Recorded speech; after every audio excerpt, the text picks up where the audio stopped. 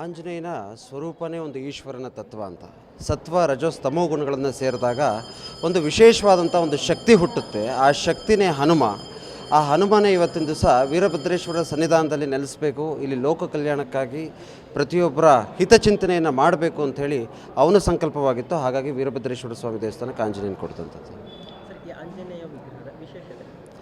ಆಂಜನೇಯ ಕೊಟ್ಟಿದ್ದು ಇವತ್ತು ಸಾಮಾನ್ಯವಾಗಿ ತಾವೆಲ್ಲರೂ ನೋಡ್ತಾ ಇದ್ದೀರಿ, ದೇಶದಲ್ಲಿ ಯುದ್ಧ ನಡೀತಾ ಇರ್ತಕ್ಕಂಥದ್ದು, ಎಷ್ಟೋ ಜನ ಸಾವು ನೋವಲ್ಲಿ ನರಳ್ತಾ ಇರ್ತಕ್ಕಂಥದ್ದು. ಎಲ್ಲರಿಗೂ ಪ್ರಾಣದ ಶಕ್ತಿಯನ್ನು ಕೊಡುವಂಥ ಶಕ್ತಿ ಇರೋದು ಆಂಜನೇಯನಿಗೆ. ಹಾಗಾಗಿ ಎಲ್ಲರಿಗೂ ಒಳ್ಳೆಯದಾಗಲಿ ಅನ್ನುವಂಥ ಒಂದು ಸಂಕಲ್ಪವನ್ನು ಮಾಡಿ ಕೊಟ್ಟಿರ್ತಕ್ಕಂಥದ್ದು. ಸರ್, ಈಗ ಮಧ್ಯಪ್ರಾಚ್ಯದಲ್ಲಿ ಯುದ್ಧಗಳು ನಡೀತಾ ಇದೆ, ಬಲಿಷ್ಠ ರಾಷ್ಟ್ರಗಳ ನಡುವೆ ಯುದ್ಧ ನಡೀತಾ ಇದೆ. ಇದಕ್ಕೆ ಏನು ಹೇಳ್ತಾರೆ? ಏನಾದರೂ ಮೂರನೇ ಮಹಾಯುದ್ಧ?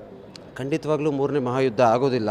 ಈ ಯುದ್ಧ ಇನ್ನು 4-5 ವಾರಗಳ ಕಳೆದ ಮೇಲೆ ನಿಲ್ಲುತ್ತೆ. ಏನೂ ಯಾರಿಗೂ ತೊಂದರೆ ಆಗೋದಿಲ್ಲ. ಭಾರತೀಯರು ನೆಮ್ಮದಿಯಾಗಿ ಸುರಕ್ಷಿತವಾಗಿರ್ತಾರೆ, ತಮ್ಮ ತಮ್ಮ ಕೆಲಸಕ್ಕೆ ಮೊದಲಿನಂತೆ ತೆರಳುತ್ತಾರೆ.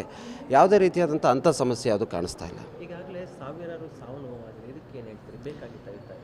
ಮಾಡಿದ ಕರ್ಮದ ಫಲವನ್ನು ಅನುಭವಿಸಲೇಬೇಕು ಅಂತ ಹೇಳಿ ಧರ್ಮ ಹೇಳುತ್ತೆ. ಹಾಗಾಗಿ ಅವರವ್ರು ಮಾಡಿದಂಥ ಕರ್ಮವನ್ನು ಅವ್ರು ಅನುಭವಿಸ್ತಾ ಇದ್ದಾರೆ. ಇನ್ನು ಮುಂದೇನು ತಿದ್ದುಕೊಳ್ಳದೇ ಇದ್ದರೆ ಇನ್ನೂ ಹೆಚ್ಚಿನ ಕರ್ಮ ಅನುಭವಿಸ್ತಾರೆ ಅನ್ನುವಂಥದ್ದು ಆಶೆ ಅಷ್ಟೆ.